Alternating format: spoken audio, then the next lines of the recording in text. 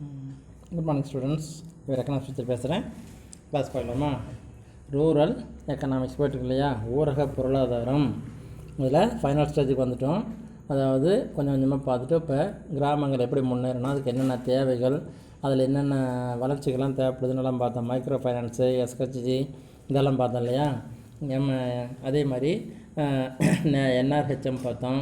அப்புறம் ஆர்எம்என் சிஹெச்+ஏன்னு பார்த்தோம் இல்லையா. அதாவது ரீப்ரொடக்டிவ் இனப்பெருக்கம், மறு உற்பத்தி இனப்பெருக்கம், மெட்டர்னல் தாய்ப்பேர் இந்த மகப்பேருன்னு சொல்லக்கூடியது, நியூ பேர்ன் சிசு பச்சளங்குழந்தை இருக்கு இல்லையா, அது பிறக்கிறது, சைல்டு ஹெல்த்து குழந்தை நலம், அதோட ப்ளஸ் என்ன பண்ணுறாங்க அடலசன்ட் இளம்பருவ குழந்தைகளுக்கான பாதுகாப்புங்கிறதுக்காக ஆர்எம்என் சிஹெச்+ஏங்கிறதெல்லாம் பார்த்தோன்னு சொன்னோம் இல்லையா.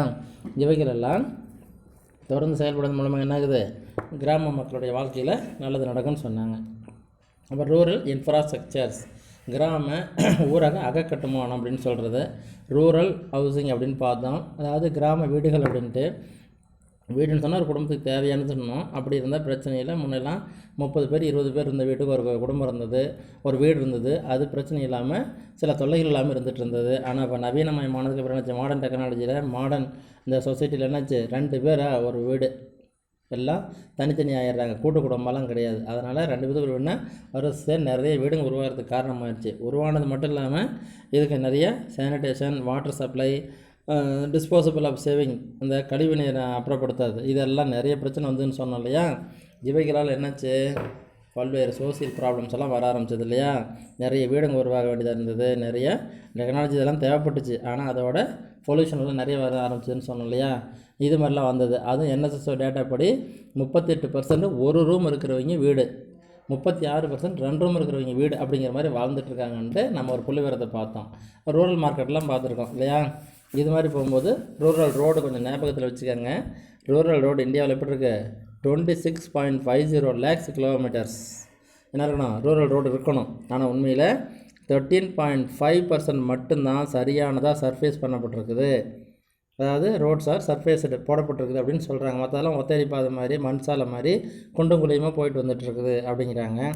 அதே மாதிரி இந்திய ரோடுங்கிறது என்ன, மிகப்பெரிய நெட்வொர்க், உலகிலேயே மிகப்பெரியது நம்ம இந்திய சாலைகள் தான். உலகத்தில் எந்த நாட்டிலையும் இந்த அளவுக்கு சாலை போக்குவரத்துங்கிறதே கிடையாது, சாலை வழிகளே இல்லையா. அதில் வெறும் 4 லட்சம் கிலோமீட்டர் தான் 51 இருந்தது. 34 லட்சம் கிலோமீட்டர் அடுத்ததில் 2018 வரைக்கும் வந்துருச்சு இல்லையா. ஆனால் தரமான சாலைகள் இல்லைங்கிறது தான் ஒரு வருத்தத்துக்குரிய விஷயமா இருக்குதுன்னு சொல்கிறாங்க. இப்போ ரூரல் ரோட்ஸு, இப்போ தான் நம்ம சாப்டருக்கு வரோம். கிராம சாலைகள் அல்லது ஊரக சாலைகள் எப்படி இருக்குது அப்படிங்கிறத நம்ம பார்க்குறோம். Road transport is an important constituent of the transport system. அதாவது போக்குவரத்திலேயே சாலை போக்குவரத்து ரொம்ப முக்கியத்துவம் வாய்ந்த ஒன்றாகும், அடிப்படையானது, முக்கியமானது இல்லையா.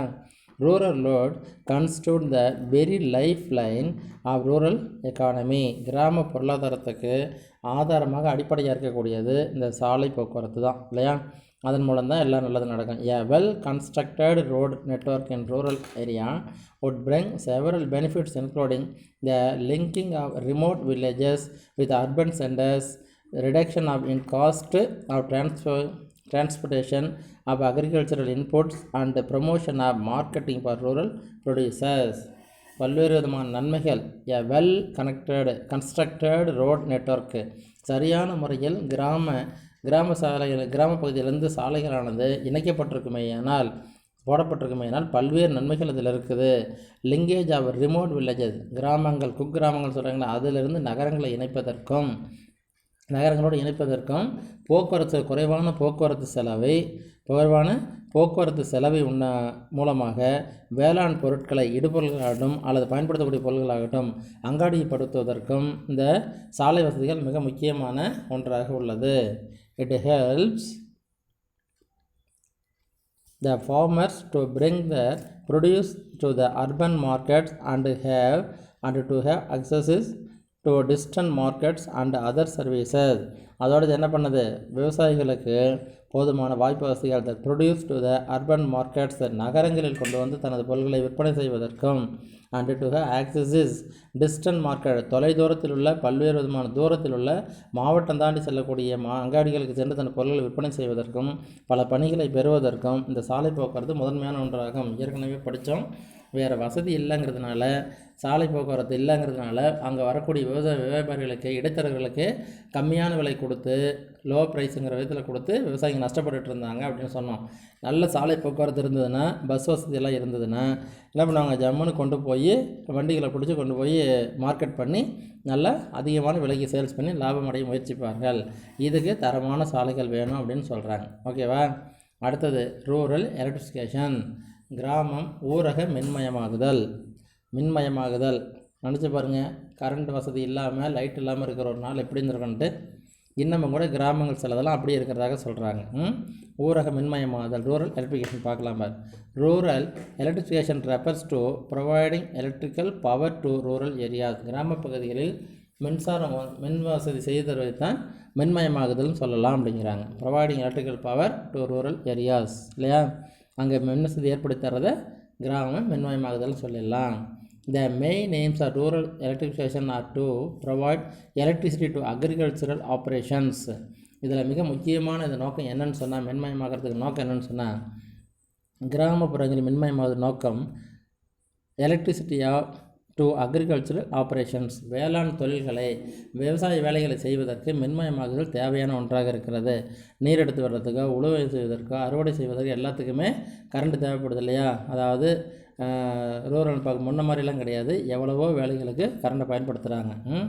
ஸோ மின்மயமாகுதுங்கிறது கண்டிப்பாக தேவையான வேளாண் விவசாய வேலைகளுக்கும், என்ஹான்ஸ் அக்ரிகல்ச்சர் ப்ரொடக்டிவிட்டி, வேளாண்மையின் உற்பத்தி திறனை அதிகப்படுத்துவதற்கும், டு இன்க்ரீஸ் கிராப்டு ஏரியா, பயிர் செய்யப்படும் இடங்களை அதிகரிக்க செய்வதற்கும், மின்சார வசதி இல்லாமல் இந்த ஏற்றம்னு சொல்லக்கூடிய பழைய முறையில், ஏற்ற முறையில் நீர் இறைக்கும் போது குறிப்பிட்ட பக்கமாக இருக்கிற தோட்டங்களுக்கு வயல் மட்டும்தான் உருவாக்க முடிஞ்சிட்டு இருந்தது. ஆனால் இப்போ மின்மயமானதுக்கப்புறம் என்னாச்சு, எலக்ட்ரிக்கல் மோட்டார் பம்பெல்லாம் வச்சதுக்கப்புறம் பல கிலோமீட்டர் தூரத்துக்கு பைப் போட்டு தண்ணி கொண்டு போய் அங்கே இருக்கிற நல்ல நிலங்களையெல்லாம் பயிர் செய்யக்கூடிய, சாகுபடி செய்யக்கூடிய வசதிகள் ஏற்பட்டது. ஸோ இன்க்ரீஸ் கிராப்டு ஏரியா, பயிர் செய்யக்கூடிய இடங்களின் அளவு அதிகரித்தது.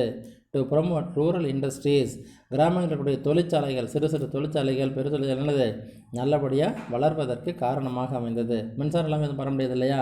மின்சாரம் வந்ததுக்கப்புறம் கிராம தொழிற்சாலைகளும் நல்ல நிலைக்கு வந்தது. அண்டு லைட்டிங் த வில்லேஜஸ், கிராமங்கள் ஒளி பெற்றது. இருண்டு போயிருந்த இருட்டில் என்ன இதுன்னு சொல்ல முடியாமல் ரொம்பவும் சொல்லணும் துயரத்துக்கு ஆளாயிட்டு இருந்தாங்க, இல்லையா? ஆனால் இப்போ மின்மயமானதுக்கப்புறம் என்னாச்சு, வெளிச்சம் வந்தது. கிராம மக்களுக்கு வாழ்க்கை நல்லா அமைஞ்சது. அவங்க விவசாய வேலையை பார்க்குறதுக்கு, தொழிலகங்களை உருவாக்கிறதுக்கு, கிராம ஒளியாக இருக்கிறதுக்கு எல்லாத்துக்குமே மின்மயமாகுதல் பயன்படுது, இல்லையா? In order to improve this facility, the supply of electricity is almost free for agriculture purpose in many states. பல மாநிலங்களில் விவசாய தேவைகளுக்காக நன்மை செய்யணுங்கிறதுக்காக இந்த மின்சாரத்தை என்ன பண்ணியிருக்காங்க, ஃப்ரீயாகவே கொடுக்குறாங்க, எந்த ஒரு கரண்ட் சார்ஜுமே இல்லாமல். And the electricity tariff charge in rural areas, கிராமப்புறங்களில் இந்த மின்சார வரி இருக்கு இல்லையா, இது ரொம்ப கேப்ட் வெரி லோ, மிகவும் குறைவாகவும் இருக்கின்றது. அவங்களுடைய வரிமுறைகளும் மிகவும் குறைவாக. மின்சாரம் அதாவது விவசாயத்துக்கு இலவசம், வீடுகளுக்கு, கிராமப்புறங்களுக்கு வீடுகளுக்குலாம் கூட டேரிஃப் ரொம்ப குறைவாக இருக்குது. இன் இந்தியா 99.25%, இந்தியாவை பொறுத்த வரைக்கும் 99.25% villages were electrified at the end of March 2017. 2017 March வரைக்கும் என்ன இருக்குது, 99.25% அளவிற்கு கிராமங்கள் முழுமையாக மின்மயமாகிவிட்டது. சுமார் கொஞ்சம் மட்டும்தான் இருக்குதுன்னு சொல்கிறாங்க. அதுதான் 31.3 2017 2017 மார்ச் 31 வரைக்கும் பார்க்கும்போது 100%, 100% electrification was achieved in villages of 20 states union territories. அதாவது யூனியன் டெரிட்டரிஸ்ன்னு சொல்கிறாங்க இல்லையா, யூனியன் பிரதேசங்களாகட்டும் மாநிலங்களாகட்டும் 20 மாநிலங்கள் யூனியன் பிரதேசங்கள் சேர்த்து மொத்தமாக சொல்லியிருக்காங்க. 100% மின்மயமாக்கப்பட்டு விட்டது, மின்சாரமயம் செய்யப்பட்டு விட்டது. இதில் 2017 மார்ச் 31. இந்த புள்ளிவரங்களை கொஞ்சம் வச்சுக்காங்க, மறந்துடாதீங்க, ஓகேவா? ஏன்னா இது மாறிடுச்சுன்னா தொல்லையாக போயிடும். இதுக்கு பேரெல்லாம் சொல்லியிருக்காங்க பாரு, எந்தெந்த மாநிலங்கள், அதாவது தோராயமாக சொல்லியிருக்காங்க. 20 மாநிலங்கள் யூனியன் பிரதேசமெல்லாம் மொத்தமாக 100%. இதில் இந்த 31/3/2017 நோட் பண்ணி வச்சுக்காங்க, 100%. எப்பொழுது 100% எலக்ட்ரிஃபிகேஷன் ஆச்சு அப்படின்னு கேட்பாங்க. 1 மார்க்லாம் நம்ம லாக் பண்ணுறதுக்கு ரெடியாக இருப்பாங்க, தெரிஞ்சு வச்சுக்காங்க. அதாவது namely Chandigarh, Delhi, Haryana, Himachal Pradesh, Punjab, Rajasthan, Daman Diu, D and N Haveli. D and N Haveli. அதாவது இதுக்கு என்ன சொல்லியிருக்காங்கன்னா, டி அண்ட் என் ஹாவ்லிங்கிறதுக்கு எழுதி வச்சுக்காங்க. தமிழ் மீடியத்தில் கொடுத்துருக்காங்க, இங்கிலீஷ் மீடியத்தில் கொடுக்காமல் இருக்காங்க. அதாவது தாத்ரா மற்றும் நாகர். தாத்ரா மற்றும் நாகர் எழுதி வச்சுக்காங்க. D and N. தாத்ரா மற்றும் Nagar Haveli Goa. Dadra Nagar Haveli Goa, Gujarat, Maharashtra, Andhra Pradesh, Kerala, Lakshadweep, Puducherry, Tamil Nadu, Telangana, Andaman and Nicobar island, Sikkim and Tripura இவைகளிலெல்லாம் 100% எலக்ட்ரிஃபிகேஷன் ஆகிடுச்சின்னு சொல்கிறாங்க, சாதிக்கப்பட்டு விட்டது. எப்போ 100%? 2017 மார்ச் 31. ஓகேவா? 2017 மார்ச் வரைக்கும் என்ன சொல்லியிருக்காங்க, 99.25% மினிமம் ஆச்சுன்னு சொன்னாங்க. இப்போ என்ன சொல்கிறாங்க, 20 மாநிலம் யூனியன் பிரதேசம் எல்லாம் சேர்த்து மின்மயமாக 100% செஞ்சாச்சுன்னு சொல்லிட்டு இருக்காங்க. ஓகேவா? The factors hindering the progress of rural electrification in India. இந்தியாவில் மின்மயமாக்குவதில் உள்ள பாதிப்புகள், என்னென்ன பிரச்சனை இருக்குது முழுமையாக மின்மயமாக்குறதுக்கு அப்படிங்கிறத கொஞ்சம் பார்க்கலாம். அதாவது லேக் ஆஃப் ஃபண்ட்ஸ் என்ன இருக்கு, நிதி தான் பெரிய பிரச்சனையாக இருக்குது, நிதி பற்றாக்குறை. The generation and transmission of power involve huge expenditure and the fund allocation of low. அதாவது இந்த மின்மயமாக்குவது, மின் உற்பத்தி பண்ணுறதுக்கும் அதை பகிர்வு செய்வதற்கு என்ன பண்ணுறது இருக்குது, டிரான்ஸ்மிஷன் ஆஃப் பவர் இன்வால்வ்ஸ், மிக உற்பத்தி செய்வதற்கு மிகப்பெரிய டிரான்ஸ்மிஷன் பங்கீடு செய்வதற்கும் என்ன பண்ணுறது இருக்குது, மிகப்பெரிய செலவினங்கள் வேண்டியிருக்குது. இதுக்காக நிதி அதிகமாக ஒதுக்க வேண்டியதாக இருக்குது. ஆனால் ஃபண்ட் அலோகேஷன் இஸ் லோ. ஆனால் இதற்காக மின்சாரத்தை உற்பத்தி செய்வதற்காக ஒதுக்கப்படுகிற நிதியானது மிகவும் குறைவாக உள்ளது. ஸோ லேக் ஆஃப் ஃபண்டு, நிதி பற்றாக்குறை தான் முக்கியமானதாக இருக்குது. அடுத்து இன்டர் ஸ்டேட் டிஸ்பியூட்டிஸ், மாநிலங்களுக்கிடையே உள்ள கடுமையான சண்டை சச்சரவுகள். அண்டை மாநிலம் கர்நாடகா இருக்குது, நமக்கே தெரியும் இல்லையா, தண்ணி தர மாட்டேங்கிறாங்கல்ல, அது மாதிரியான பிரச்சனைகள் எல்லாம் இருக்கும்போது மின்சாரத்தை உற்பத்தி பண்ணுறதுங்கிறது சாதாரணமானதில்லை. மேட்டூருக்கு மின்சாரம் கரெக்டாக தண்ணி வந்துருந்ததுன்னா நம்மளே என்ன பண்ணலாம், தாராளமாக தெர்மல் பவர் செய்யலாமா, மின்சாரத்தை உற்பத்தி பண்ணலாமா, ஆனால் விட மாட்டேங்கிறாங்க. தெர்மல் மின்சாரத்தை நம்மளால் தெர்மல் எலக்ட்ரிக் பவர் கொண்டாட முடியல, அப்பப்போ பிரச்சனை வருது இல்லையா. இது மாதிரி மாநிலங்களில் உள்ள பிரச்சனை. There are interstate disputes in managing power projects. என்ன பண்ணுறது, மாநிலங்களில் உள்ள பிரச்சனையின் காரணமாக இந்த மின்சார உற்பத்தியை நிர்வாகம் செய்வதோ அதை பகிர்வு செய்வதோ மிகவும் மோசமாக பாதிக்கப்படுகின்றோம். Power distribution is affected. Uneven terrain சொல்லக்கூடிய, அதாவது சமமான நிலப்பகுதி இல்லாமல் இருப்பது மிக முக்கியமான ஒரு பிரச்சனை. அன்ஈவன், சமமாக இல்லாமல் இருக்குது நிலப்பகுதி எல்லாம், குன்றுகள், மலைகள், ஆறுகள், குளங்கள் இருக்கு இல்லையா, அது மாதிரிங்கிறதெல்லாம் இருக்கும்போது சீராக நம்ம லைன் கொண்டு போய் எல்லாத்துக்கும் மின்சாரத்தை கொடுக்க முடியாமல் தவிக்க வேண்டியதாக இருக்குது. as rural topography is uneven without proper connection. அதாவது சமச்சீரற்றதாக, டொபோகிராஃபிங்கிறது நமக்கே தெரியும், என்னது, மலை குன்றுகள் இருக்கு இல்லையா, பெரிய பெரிய மலை குன்றுகளாக இருக்குது, அடர்ந்த காடுகளோடையும் மலைகளோட காட்களோடையும் மிகப்பெரிய குன்றுகளாக இருக்குது. இவங்க மேலே கொண்டு போய் மின்சாரத்தை கொண்டு போகிறதுங்கிறது சாதாரண விஷயமா இருக்கிறதில்ல. அதனால் சில கிராமங்களுக்கு மின் இணைப்பு எந்த மாதிரி கொண்டு போகிறதுன்னு யோசனை பண்ண வேண்டிய சூழல் வருது. So as rural topography as uneven without proper connection, சரியாக மின்சாரத்தை கனெக்ட் பண்ணுறதுக்கு என்ன வேண்டியதாக இருக்குது, இதை சரியான முறையில் கொண்டு போக முடியல. அடுத்தது developing new lines R costlier and difficult. So இது மாதிரி கொண்டு போக முடியாமையும் புதிய வழித்தடங்களை கண்டு செல்வதற்கு மிகுந்த அதிகமான செலவாகுது, கடுமையான பணியாகவும் இருக்கின்றது. ஹை காஸ்ட்லியர் அண்ட் டிஃபிகல்ட் போன்றவைகளெல்லாம் இதில் மிக முக்கியமான பிரச்சனைகளாக இருந்துகிட்ருக்குது. அடுத்தது ஹை டிரான்ஸ்மிஷன் லாஸ், மின் அனுப்புகையில், அதாவது டிரான்ஸ்மிஷன் அனுப்ப வேண்டியது இருக்கு இல்லையா இன்னொரு இடத்துக்கு, அதில் மிகப்பெரிய இழப்பு ஏற்படுகின்றது. Transmission loss in power distribution is almost 25% rural area. கிராமப்புறங்களுக்கு மின்சாரத்தை அனுப்பும்போது லீக்கேஜஸ் ஏற்பட்டு என்ன ஆகுது, 25% சிரமங்களினால 25% மின்சாரம் விரயமாகின்றது. பவர் தெஃப்ட், கடைசியாக வரக்கூடியது பவர் தெஃப்ட், மின்சார திருட்டு. unauthorized use and diversion of powers are evil practices adopted. தீமையை சமுதாயத்திற்கு துரோகம் செய்யக்கூடிய மோசமான எண்ணங்கள். evil practices தவறான அணுகுமுறைகள் adopted by affluent people. இந்த ரிச் பீப்புள்ஸ் இருக்காங்க இல்லையா, பணக்காரர்கள், தொழிலதிபர்கள்லாம், இவங்கள மாதிரி இருக்கிறவங்க என்ன பண்ணுறாங்க, மின்சாரம் திருட்டு செய்கின்றார்கள். அன்ஆத்தரைஸ்டு அங்கீகாரம் இல்லாமல் பயன்படுத்துறது. அண்ட் டைவர்ஷன் ஆஃப் பவர்ஸ் மின்சாரத்தை வேறு விதத்தில் கொண்டு போய் அங்கீகாரம் இல்லாமல் பயன்படுத்துறது. ரிவில் ப்ராக்டிசஸ் தவறான வழிகளுக்கு இது பண்ணுறது. அதாவது ரகசியம் அரசாங்கத்துக்கு தெரியாமல் பல நிழல் வேலைகள்னு சொல்கிறாங்க இல்லையா, அந்த நோட் அடிக்கிறது, காலகட்டத்தில் இதெல்லாம் இந்த மாதிரி சில வேலைகளெல்லாம் செய்கிறதுக்கெல்லாம் பயன்படுத்துறது. அடாப்டட் பை அப்ளைன் பீப்புள் பணக்காரர்களாகவும் சமந்தல் பெரிய மனிதனாக இருக்கக்கூடியவர்கள் என்ன பண்ணுறாங்க, அரசு அங்கீகாரம் இல்லாமல் மின்சாரத்தை வேறு இடத்துல கொண்டு போய் அதை பயன்படுத்தி செஞ்சிட்ருக்காங்க. அப்ளைன் பீப்புள் பணக்கார மக்கள் செய்கிறாங்க. That hinders the rural activation of process மின்சாரத்தை கிராமங்களுக்கு கொண்டு செல்வதில் மிகப்பெரிய பிரச்சனையாக இவைகள் உள்ளது, பாதிப்பை ஏற்படுத்துகின்றது. மிக முக்கியமான கேள்வி, படித்து வச்சுக்காங்க.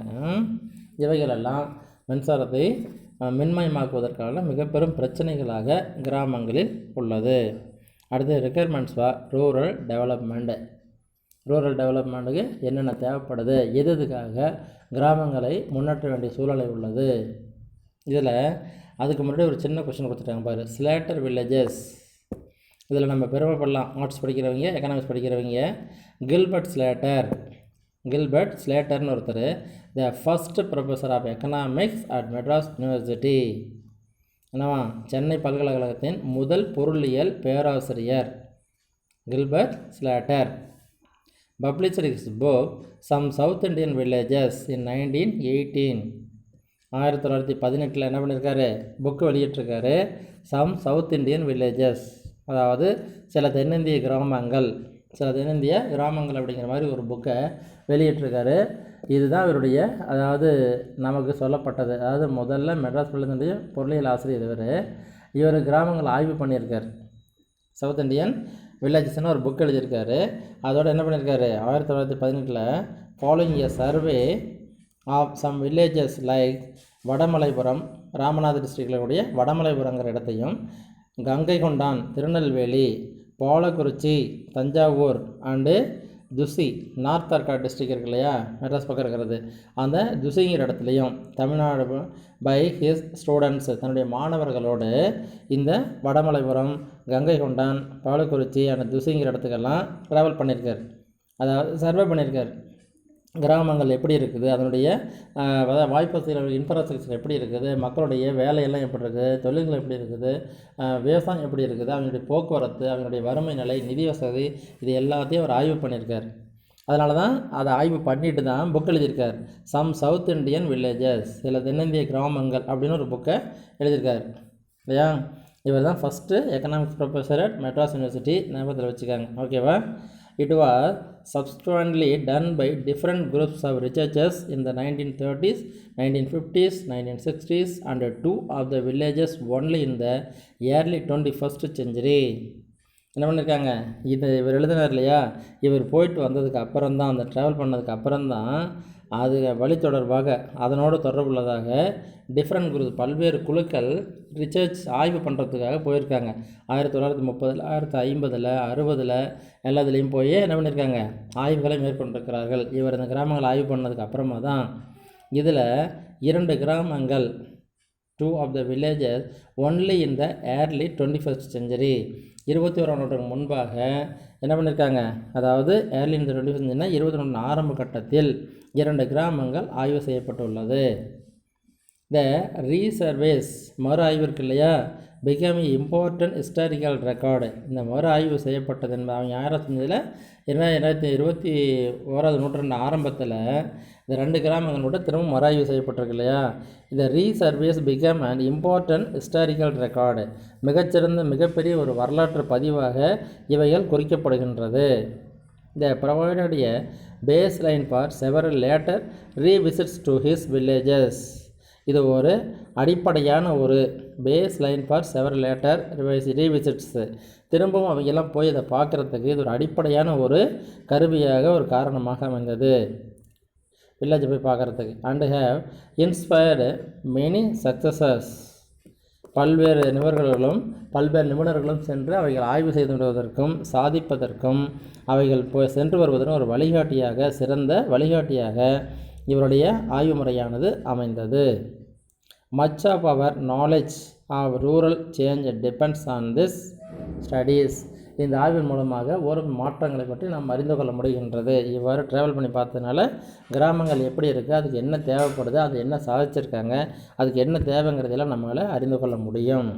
So define or write a short note on Slater villages or write a short note on Gilbert Slater அப்படிங்கிற மாதிரி கேட்டாங்களா, நம்ம இதில் முடிஞ்ச அளவுக்கு எழுதணும். கேட்குற கேள்வியை பொறுத்து 2 மார்க்கா 3 மார்க்குங்கிறத பொறுத்து எழுதணும். இது பார்த்து வச்சுக்காங்க. First economic professor at Madras university. இவர் பசங்களோட சேர்ந்து சவுத் இண்டியன் வில்லேஜஸ் அப்படின்னு சில இவர் எழுதியிருக்காரு. அதாவது தென்னிந்தியாவின் சில கிராமங்கள்னு ஒரு புக் எழுதியிருக்காரு. அதில் அவர் பார்க்கும்போது என்னென்ன பண்ணியிருக்காருங்கிறது தெரியுது. 1818 தனது மாணவர்களோடு நிறைய ஊருக்கு ட்ராவல் பண்ணி பார்த்துருக்காரு. இது செஞ்சதுக்கு அப்புறமா தான் நிறைய பேர் அதுக்கடுத்து ஆராய்ச்சிக்காக போயிருக்காங்க. 2 கிராமங்களை மட்டும் 22 முந்தைய கட்டத்திலேயே இந்த நூற்றாண்டில் 2001-2ங்கிற மாதிரி வச்சுக்கோங்களேன். அப்போ திரும்பவும் ஆய்வு பண்ணியிருக்காங்க. இந்த மறு ஆய்வில் முக்கியமான வரலாற்று பதிவேறு இருக்குது. இந்த ஆய்வுகள் எல்லாம் பிற ஆராய்ச்சியில் வழிகாட்டியாகவும் அமைஞ்சிருக்கு. ஓகேவா? இதெல்லாம் ஒரு முன்மாதிரியாக இருந்திருக்குது. இதன் மூலமாக கிராமங்களுக்கு என்ன தேவைங்கிறத நம்மளால் தெரிந்து கொள்ள முடியும்.